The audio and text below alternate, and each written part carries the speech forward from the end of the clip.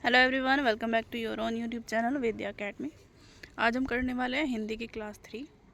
2 classes हमने पहले cover कर ली हैं। आज हम पढ़ने वाले हैं वाक्य, वाच्य और अव्यय के बारे में। चलिए चलते हैं अपने फर्स्ट टॉपिक पर, वाक्य, वाच्य और अव्यय। पहला टॉपिक है वाक्य। वाक्य किसे कहते हैं और वाक्य कितने प्रकार के होते हैं। इसमें से काफ़ी क्वेश्चन आते हैं कि वाक्य कितने प्रकार के होते हैं, स्पेशली इस टॉपिक से कि रचना के आधार पर वाक्य कितने प्रकार के होते हैं। सरल वाक्य, संयुक्त वाक्य और मिश्रित वाक्य। तो वाक्य के कितने वो होते हैं भेद। वाक्य में एक उद्देश्य होता है और एक विधेय होता है। उद्देश्य क्या होता है? जिसके बारे में कहा जाता है, जैसे कि राम खाना खाता है, तो कौन खाता है? राम। तो राम क्या हुआ? उद्देश्य। बाकी जो हुआ वो हुआ विधेय। ठीक है, उद्देश्य और विधेय से मिलकर क्या बनता है? वाक्य। अब हम आते हैं वाक्य के प्रकार पर। तो रचना के आधार पर वाक्य होते हैं 3 प्रकार के, सरल वाक्य, संयुक्त वाक्य और मिश्रित वाक्य। तो सबसे पहले आता है सरल वाक्य। सरल वाक्य क्या होते हैं? जिसमें एक उद्देश्य होता है और एक विधेय होता है। जैसे काजल बाजार जाएगी, हरीश खाना खाएगा, सीता गाना गाएगी। तो इसमें एक उद्देश्य है। उद्देश्य क्या होता है? जो काम करता है। जैसे कि हरीश खाना खाएंगे में उद्देश्य क्या है? हरीश। बाकी क्या है? विधेय। तो एक उद्देश्य होता है और एक विधेय होता है, यानी कि जो सिंपल सेंटेंस होते हैं वो क्या होते हैं? सरल वाक्य। अब हम आते हैं संयुक्त वाक्य पे। संयुक्त वाक्य क्या होते हैं? जब 2 सरल वाक्य मिलके एक तीसरा वाक्य बनाते हैं और ये इन शब्दों से जुड़े होते हैं, जैसे और, किंतु, परंतु, अथवा और, इसलिए। जैसे वह दिल्ली गया और वहाँ से बैटरी लाया, यानी कि 2 उपवाक्य इसमें जुड़े होते हैं। जैसे उन्होंने ज़बरदस्त मेहनत की लेकिन सफल ना हो सकी। तो ये क्या हो गए? संयुक्त वाक्य। अब तीसरा आता है मिश्रित वाक्य। जब पहला वाक्य दूसरे वाक्य पर आश्रित होता है तो वहाँ पे क्या होता है? मिश्रित वाक्य। जैसे वह यही बाजार है जहाँ से जो जूतों के लिए प्रसिद्ध है। ठीक है, तो पहला वाक्य जो है वो दूसरे वाक्य पर आश्रित है, इसलिए ये क्या वहाँ पे क्या हो गया? मिश्र वाक्य। यह जो क्लास में पढ़ रहे हैं वह DSSB के एग्ज़ाम की तैयारी कर रहे हैं। तो पहला वाक्य जो है वो दूसरे वाक्य पर आश्रित है, तो यहाँ पर क्या हो गया? मिश्र वाक्य। चलते हैं अपने पहले क्वेश्चन पर। आई होप आपको समझ में आ रहा होगा। अगर आपको समझ में नहीं आ रहा है तो आप हमारे टेलीग्राम चैनल से भी जुड़ सकते हैं और यहाँ पर भी कमेंट कर सकते हैं। पहले क्वेश्चन पर, रचना के आधार पर वाक्य कितने प्रकार के होते हैं? अभी हमने पढ़ा है वाक्य 3 प्रकार के होते हैं। कौन कौन से? सरल, संयुक्त और मिश्रित वाक्य। ठीक है, नेक्स्ट क्वेश्चन है, निम्नलिखित में से कौन सा संयुक्त वाक्य है? यानी कि जो 2 उपवाक्य और, किंतु, लेकिन, परंतु इत्यादि शब्दों से जुड़ते हैं वो क्या होते हैं? संयुक्त वाक्य। जैसे मयंक ने खाना खाया और सो गया। ठीक है, अनीता चाहती है कि वह नौकरी करे। ये कौन सा वाक्य हो गया? हो गया मिश्रित वाक्य। पहला जो वाक्य है वो दूसरे वाक्य पर आश्रित है। शिवानी जिस घर में रहती है वह बहुत गंदा है। ठीक है, ये कौन सा वाक्य हो गया? ये भी हो गया मिश्रित वाक्य। अब जया गाना गाकर चला गया, तो ये क्या हो गया? सरल वाक्य। नेक्स्ट अगला प्रश्न है, वह कौन सा आदमी है जो बिना पढ़े विद्वान हुआ? उक्त वाक्य में प्रकार बताइए। तो वह कौन सा आदमी है जो, मेनली इसमें जो और इसलिए ये सब जोड़े जाते हैं। तो वह कौन सा आदमी है जो बिना पढ़े विद्वान हुआ? तो पहला उपवाक्य दूसरे उपवाक्य पर आश्रित, तो यहाँ पे क्या हो गया? मिश्र वाक्य। चलिए चलते हैं अपने नेक्स्ट सवाल पर। ये सवाल तो अलग से ही आया है, फिर भी चलो हम कर लेते हैं। रास्ते में कुछ पढ़ा है, ये हमने पिछली कक्षाओं में कर लिया है। रास्ते में कुछ पढ़ा है, यहाँ पे कुछ क्या है? कुछ पढ़ा है, हमें पता नहीं है, पुरुषवाचक नहीं है, प्रश्नवाचक प्रश्न नहीं हो रहा है, निश्चय नहीं है, कुछ पढ़ाया है, बिल्कुल अनिश्चित है। तो यहाँ पे क्या हो गया? अनिश्चित वाचक सर्वनाम। नेक्स्ट क्वेश्चन पे चलते हैं। अगला प्रश्न है, निम्नलिखित में से कौन से वाक्य का प्रकार नहीं है? अभी हमने किया है वाक्य 3 प्रकार के होते हैं, सरल, संयुक्त और मिश्रित। दीर्घ वाक्य ऐसा कोई भी वाक्य नहीं होता है। नेक्स्ट क्वेश्चन, आज बहुत पानी बरसा है में कौन सा वाक्य है? आज बहुत पानी बरसा है, सिंपल सेंटेंस है, तो यानी यहाँ पे क्या हुआ? सरल वाक्य। अगला सेंटेंस, अगला प्रश्न, माँ ने बच्चे को नहलाकर स्कूल भेजा। इस वाक्य में संयुक्त वाक्य होगा। अच्छा, इस वाक्य का संयुक्त वाक्य क्या होगा? ये सिंपल सेंटेंस है, इसको हमें संयुक्त वाक्य में कन्वर्ट करना है। तो मेनली इसमें क्या आता है? और। माँ ने बच्चों को नहलाया और स्कूल भेजा।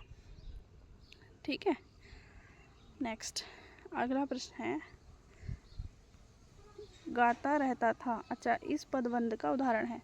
गाना क्या है? क्रिया है, तो ये क्या हुआ? क्रिया पदबंध।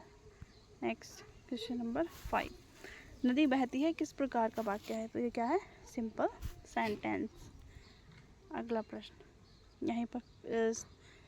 यहीं पे ख़त्म होते हैं वाक्य का जो टॉपिक है। सिर्फ 3 सब टॉपिक है इसके, बहुत ही सिंपल सरल संयुक्त और मिश्र वाक्य, इसी से सारे क्वेश्चन आ जाते हैं और मैक्सिमम बहुत सारे क्वेश्चन आते हैं। अब क्या आते हैं हम वाच्य पे। वाच्य कितने प्रकार के होते हैं? 3 प्रकार के, कर्मवाच्य, कृतवाच्य और भाववाच्य। तो देखते हैं वाच्य कितने प्रकार के होते हैं।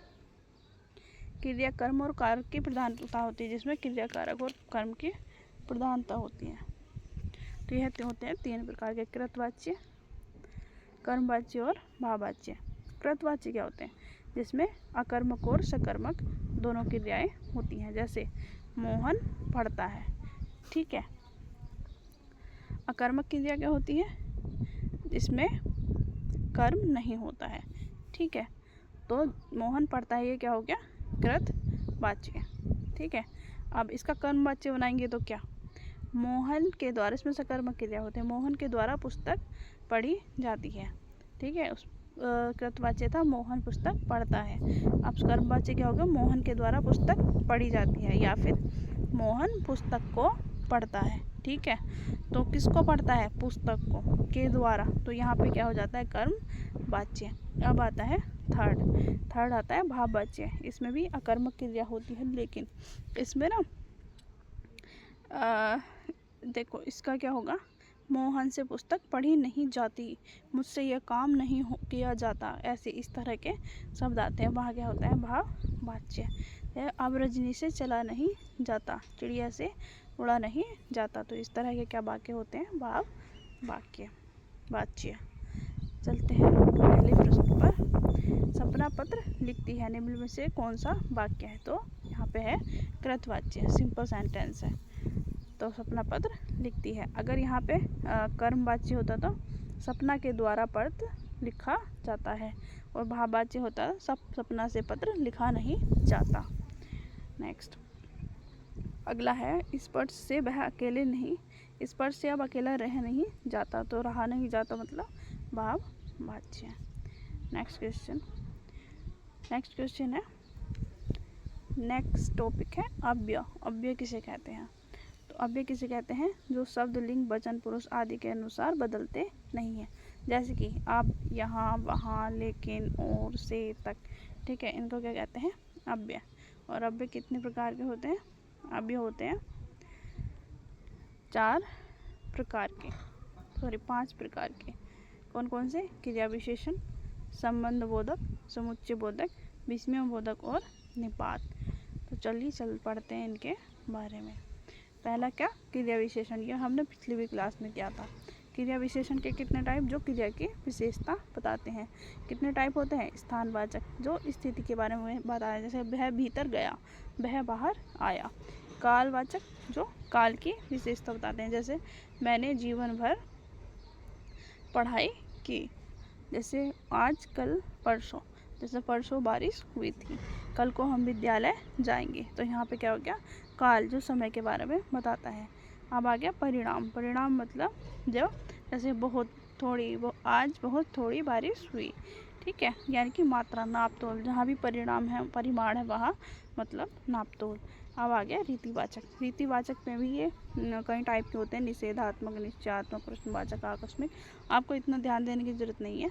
इसमें रीतिवाचक में आते हैं, जैसे नहीं, निसंदेह वह अच्छी पढ़ाई करता है। क्यों, जैसे तुम क्यों गाना गा रहे हो। ठीक है, आकस्मिक, जैसे अचानक बारिश पड़ गई। तो ये क्या हो गया? रीतिवाचक वाक्य, रीतिवाचक अव्यय। ठीक है, तो अब चलते हैं नेक्स्ट क्या है, समुच्चय बोधक अव्यय।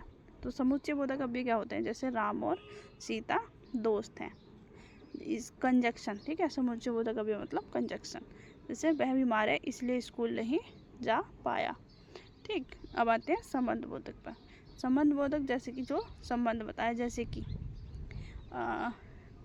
जैसे राम सीता के साथ बन गए, तो किसके साथ संबंध बता रहे हैं राम और सीता का, तो किसके साथ गए, राम सीता के साथ बन गए। तो ये यहाँ पे क्या हो गया, संबंध अव्यय।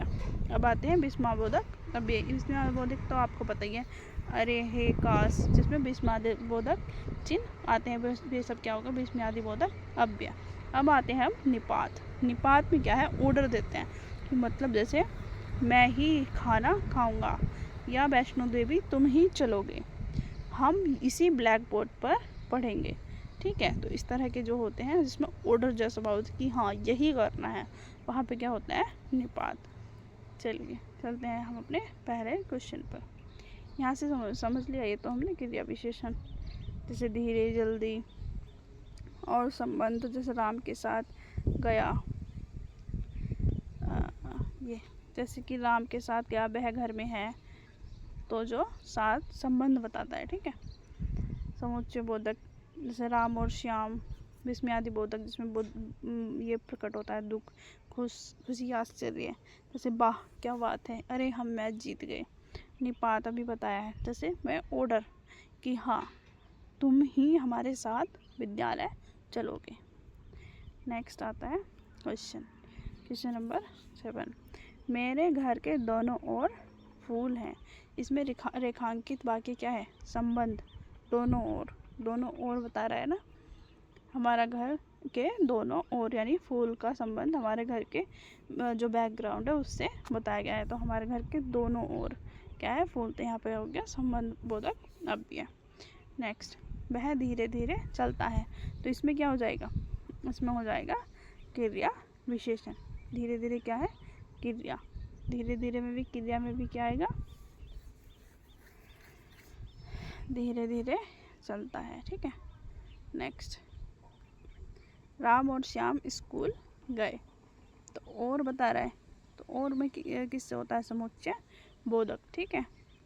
नेक्स्ट, वह घर में है, तो घर में है, तो ये क्या बता रहा है, संबंध, तो यहाँ पे क्या हो गया, संबंध बोधक। वाह क्या बात है, तो यहाँ पे क्या होगा, विस्मयादिबोधक, क्योंकि यहाँ पे हो गया विस्मयादिबोधक चिन्ह, सॉरी विस्मयादिबोधक शब्द।